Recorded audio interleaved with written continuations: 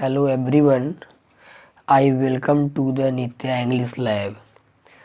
This is a vocabulary series of discussion of idioms and phrases. Idioms which we know as muhavare. Here we'll discuss some well-known idioms in the English language and how you can use an effective way.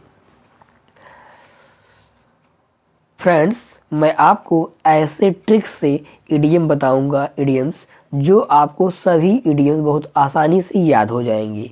Idiom तो बहुत प्रकार के होते हैं, जैसे food based हुआ, body part based हुआ, money based हुआ, कलर्ड बेस्ड हुआ, बहुत प्रकार के होते हैं। लेकिन मैं आपको यहाँ पर एग्ज़ाम ओरिएंटेड इडियम्स बताऊंगा जो बोर्ड एग्ज़ाम में बहुत ज़्यादा रिपीटेड, मोस्ट रिपीटेड और बहुत ज़्यादा पूछे जाने वाले इडियम्स हैं। तो चलिए हम आज का सेशन यानी महायुद्ध स्टार्ट करते हैं।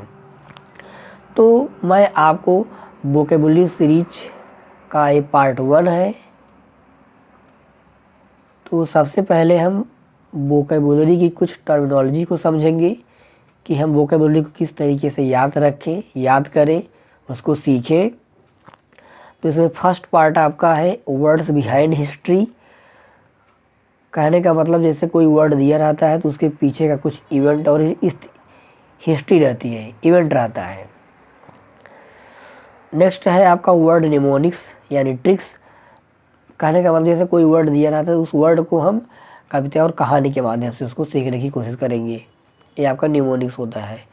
नेक्स्ट है आपका वर्ड्स इटाइमोलॉजी। जैसे कोई वर्ड दिया रहता है तो उस वर्ड की इटाइमोलॉजी होती है, यानी ओरिजिन, उस वर्ड की ओरिजिन कहाँ से हुई है। तो ओरिजिन में हम क्या सीखते हैं, प्रीफिक्स सीखते हैं, सफिक्स सीखते हैं और रूट वर्ड सीखते हैं। प्रीफिक्स में जैसे कोई एक वर्ड, जैसे कोई वर्ड है कॉम्पेनियन, तो कॉम्पेनियन में पहला वर्ड क्या है, कॉम। कॉम का मतलब क्या होता है, विथ या टूगेदर, यानी साथ साथ। तो कॉम्पेनियन का मतलब भी होता है साथ साथ रहने वाला। ऐसे ही आपका सफिक्स हुआ, तो सफिक्स का मतलब क्या होता है, ये लास्ट वर्ड में लगा रहता है, वर्ड के लास्ट में लगा होता है। जैसे इम्पॉर्टेंस, तो इम्पॉर्टेंस में ANCE लगा हुआ है, जुड़ा हुआ है, तो ANCE क्या है, ये सफिक्स है। ऐसे रूट वर्ड होता है जैसे ऑडियो, ऑडियो में AUD, AUD क्या है आपका पहले लगा है, ये बीच में भी लग कर के आ सकता है और आगे भी, तो यहाँ से क्या हो जाएगा, ऑडियो। तो चलिए हम सबसे पहले हम फर्स्ट इडियम की शुरुआत करते हैं। फर्स्ट इडियम आपका Achilles heel. Achilles heel, Achilles heel का क्या मतलब होता है, हिंदी में किसी वस्तु या व्यक्ति का कमजोर पक्ष, अर्थात एक छोटी वीकनेस जिससे हमें नुकसान हो सकता है। इंग्लिश की बात करें, इंग्लिश में a weak point which can be attacked by others. कहने का मतलब एक ऐसा वीक पॉइंट, एक ऐसा कमजोर पक्ष which can be attacked by others, जिसमें हमें दूसरों से क्या हो सकता है, अटैक हो सकता है, या दूसरा कोई हमें अटैक कर सकता है।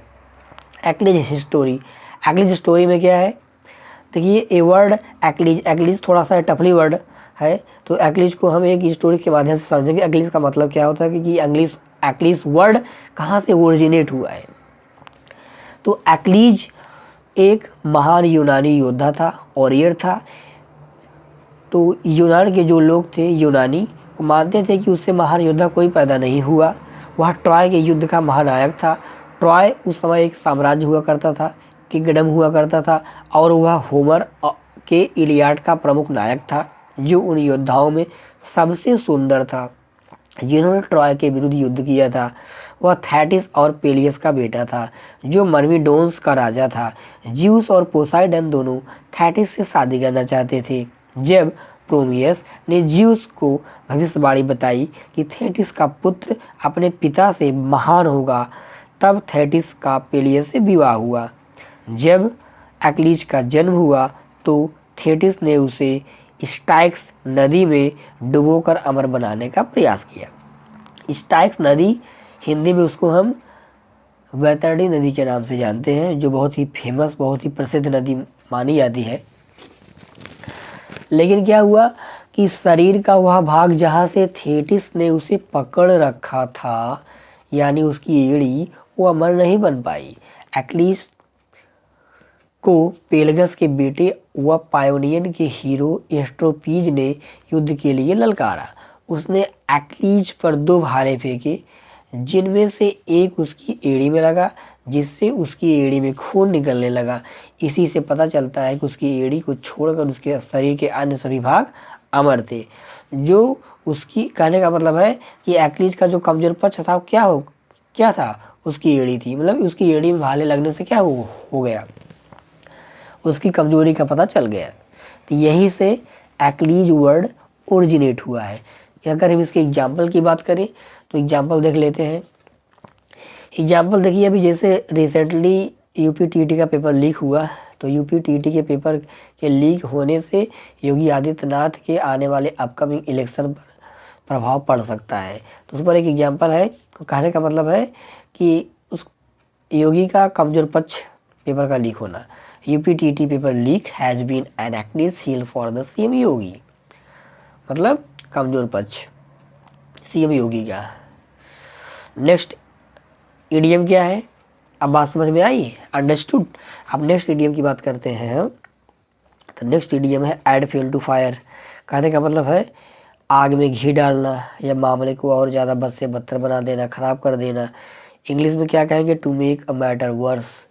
इसका जैसे देखिए इस वर्ड में ही हम समझेंगे, वर्ड से ही हम रिलेट कराएंगे कि ऐड का मतलब होता है जोड़ना या मिलाना। फ्यूल मतलब होता है ईंधन, लकड़ी या तेल हो सकता है। फायर मतलब आग। कहने का मतलब है अगर आग में हम फ्यूल, लकड़ी या तेल को मिलाते हैं तो आग बहुत तेज़ी के साथ चमकती और जलती है। अर्थात फायर बहुत सारी मुसीबतों को दिखाती है, आग जो है बहुत सारी मुसीबतों को दिखाती है, और फ्यूल जो होती है वो किसी वस्तु की मुसीबत को और ज़्यादा बैड बना देती है। कहने का मतलब जितना ज़्यादा हम फ्यूल आग में डालेंगे उतना तेज़ी के साथ वो आग और ज़्यादा लपक करके जलेगी। कहने का अगर जैसे कोई यहाँ पर मैटर हुआ, जैसे कोई मामला हुआ, तो अगर हम जितना ज़्यादा उस मतलब ऐसी बातें मतलब बोलेंगे या उस मामले को इंड्यूस करेंगे तो क्या हो जाएगा, मामला और बद से बदतर हो जाएगा। कहने का मतलब ऐड फ्यूल टू फायर हो जाएगा। अब इसके एग्जाम्पल की बात करें तो एग्जाम्पल में है please don't talk to him when he is in a bad mood, it just add fuel to fire.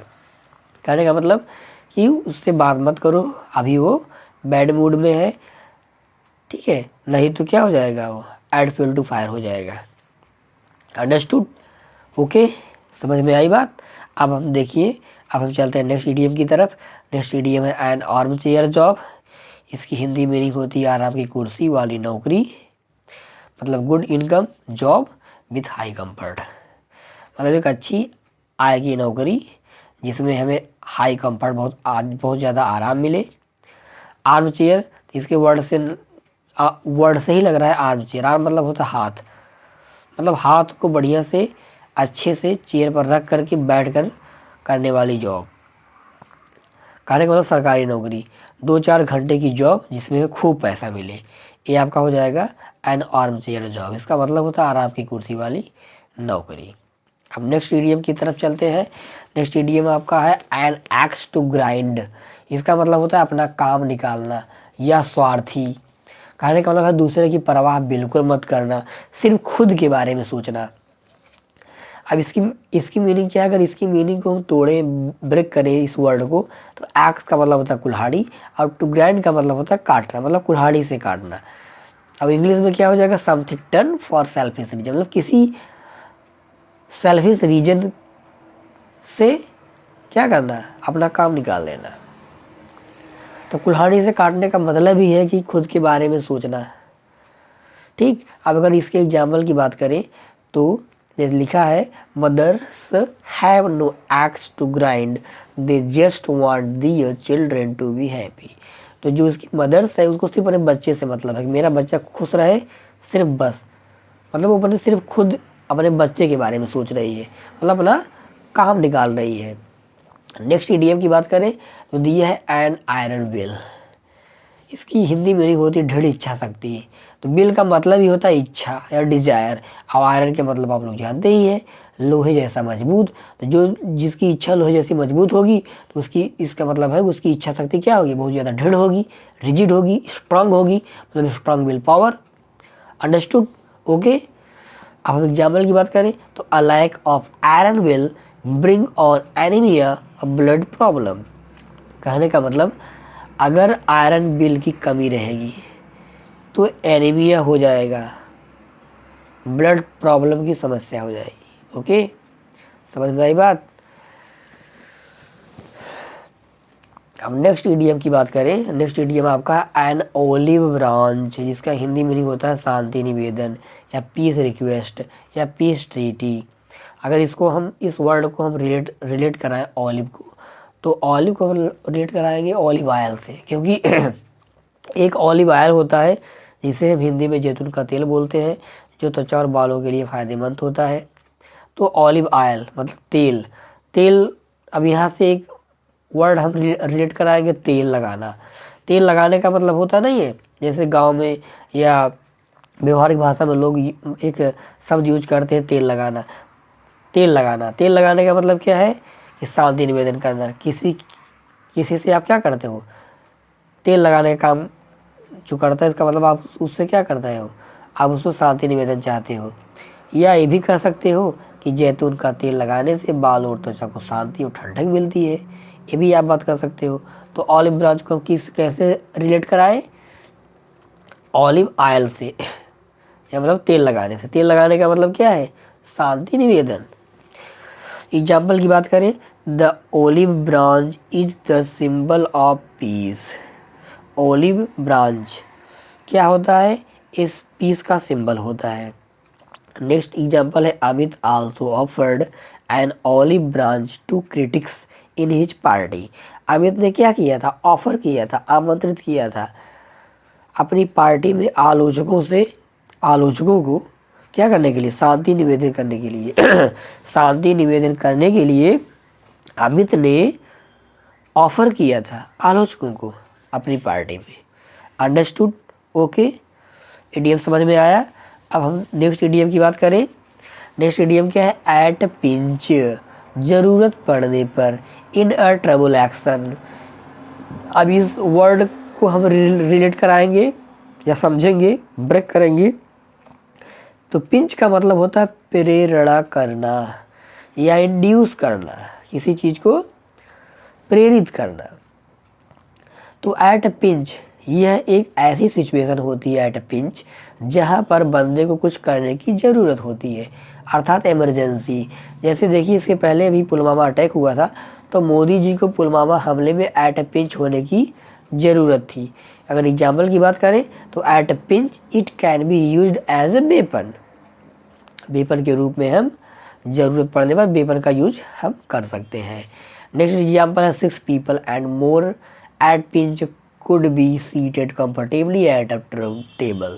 6 people का क्या मतलब है कि 6 आदमी और उससे अधिक ज़रूरत पड़ने पर, एट पिंच होने पर, कुड बी सीटेड हो सकते हैं, कंफर्टेबली बहुत ही आराम से, आसानी, सुविधाजनक रूप से, एट अ टेबल पर बहुत ही आसानी से बैठ सकते हैं। एट पिंच का मतलब होता है ज़रूरत पड़ने पर। फ्रेंड्स, ऐसे ही और सारे इडियम्स हैं जिसको हम अच्छे से निमोनिक्स से और ट्रिक्स से इसको हम सीखेंगे, हिस्ट्री से, वर्ड की हिस्ट्री से सीखेंगे। तो अगर आपको ये वीडियो अच्छा लगा हो तो आप इस वीडियो को ज़्यादा से ज़्यादा शेयर करिए, सब्सक्राइब करिए और लाइक करिए। Thank you.